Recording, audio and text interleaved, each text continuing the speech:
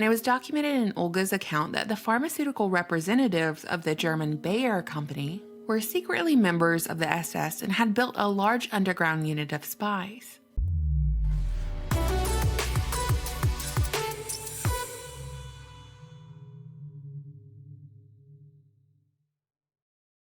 Hey internet friends, our public school curriculum, prominent academia, television programming, Hollywood productions, and advocacy organizations like the ADL or the American Defense League all have spent a great deal of time detailing this one event in history so that none of us ever forget it, with the stated intention that our past is not repeated as our uncertain future looms before us.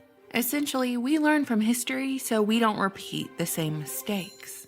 With Holocaust education at the forefront of our curriculums and news media, it's curious to me that this little detail about the Holocaust has been conveniently omitted from the conversation. Today we're going to talk about a book called Five Chimneys, taking place during World War II and written by a Jewish woman named Olga, a survivor of Auschwitz. Her husband was the director of a hospital in German-occupied Romania. Before Olga was a prisoner, she worked in the hospital serving as her husband's surgical assistant. One day, the SS called Olga's husband to the police station to interrogate him. They accused him of boycotting German pharmaceuticals in his clinic. Now, the SS, or the Schutzstaffel, was a paramilitary organization under Hitler, and it was documented in Olga's account that the pharmaceutical representatives of the German Bayer company were secretly members of the SS and had built a large underground unit of spies. Yes, indeed, that's the same Bayer who has now merged with Monsanto in present day. Monsanto, who is responsible for Agent Orange, Roundup, a whole bunch of cancer and death, and now has control over the world's food supply. After the interrogation, Olga's husband didn't return home, and when she asked the SS what had happened to him, they said he'd been put to work in another clinic, and that her family was welcome to follow him there.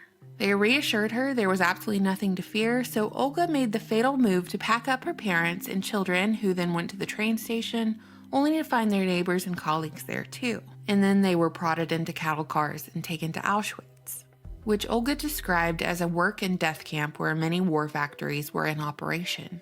Clearly, this is a tragic story, but there are many aspects of Olga's recollection of Auschwitz that stood out to me.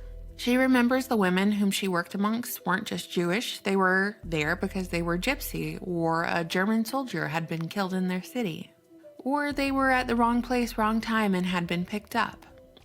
But most women had no idea why they were there. Victims of circumstance, I guess. Olga said that nearly 80% of the folks in Auschwitz were Gentile, as most Jewish folks were reportedly killed upon arrival. Olga recalled that a mysterious powder was sprinkled on their food every day to stop their menstrual cycle and dull their hormonal responses, ultimately rendering them infertile. Apparently, the Germans were big on stopping fake news and disinformation from spreading because, for disseminating false news within the camp, prisoners were hanged. But eventually, because of her prior experience in the hospital, Olga began working in the medical ward of Auschwitz and was able to witness some atrocious practices firsthand. We've all heard stories of the experiments carried out on twins by the infamous Dr. Mengele. But what I find most notable about Olga's account is the pharmaceutical experimentation on human guinea pigs during her time there. The German Bayer company sent medicines in vials with no labels to indicate their contents. One time, the Bayer company bought 150 women from the camp administration and experimented on them with unknown medicines, perhaps for hormone tests. Olga describes a French woman named Georgette who was used as a guinea pig in sterilization experiments. And when Olga saw her later at the hospital, Georgette was no longer a female. So these experiments were aimed at making men women and women men. Olga witnessed many a death by injection, with a vial injected straight to the heart. Apparently, they were big fans of that method over there at Auschwitz. Additionally, Olga says vaccines were sent to the camp. Quote, "These too had been experimented on and improved. These victims were chosen from French political prisoners, especially members of the French underground whom the Germans wanted to be rid of." End quote. In other words, they tested out vaccines on those who politically opposed them. Olga relayed that she heard the reason for all this experimentation was that, quote, "There was a geopolitical reason for these experiments. If they could sterilize all non-German people still alive after their victorious war, there would be no danger of new generations of inferior peoples.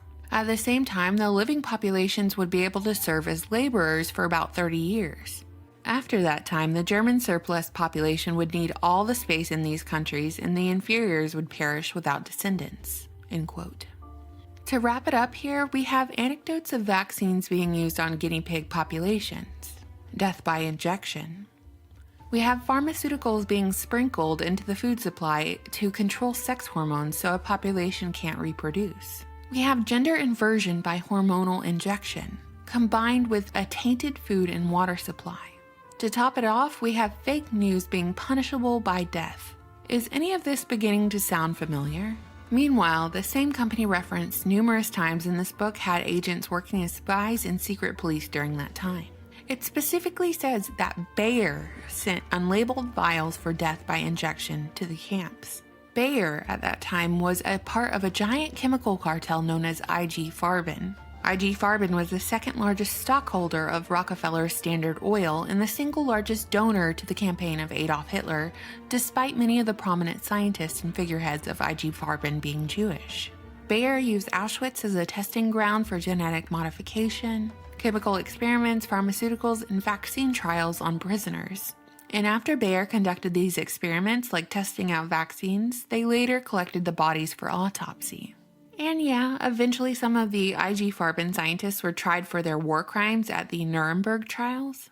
And after sentencing prominent scientists to incredibly short imprisonments, a good number of these German scientists were relocated from Germany to the United States in what we now know as Operation Paperclip, giving them new identities and installing them in positions of power within the United States government, heading up NASA, the CIA, and biological warfare programs. But don't get me wrong here, I'm not saying that there's a modern day push for German supremacy. That's not what I'm saying at all. If that were the truth, then one might assume you wouldn't be able to talk about Germans at all without being shut down or censored.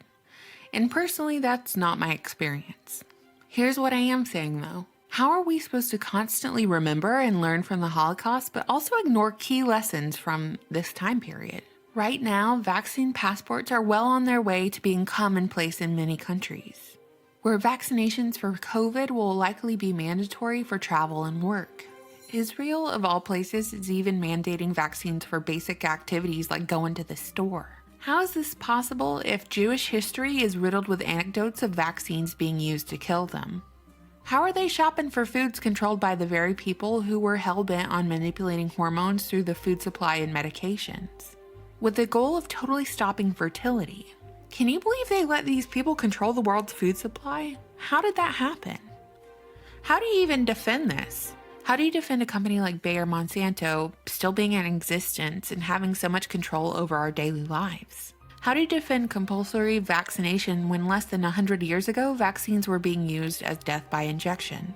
As compliance is being manufactured through fear of a virus with a 99% survival rate, the lessons of history are being forgotten, cast to the side in exchange for the false sense of safety.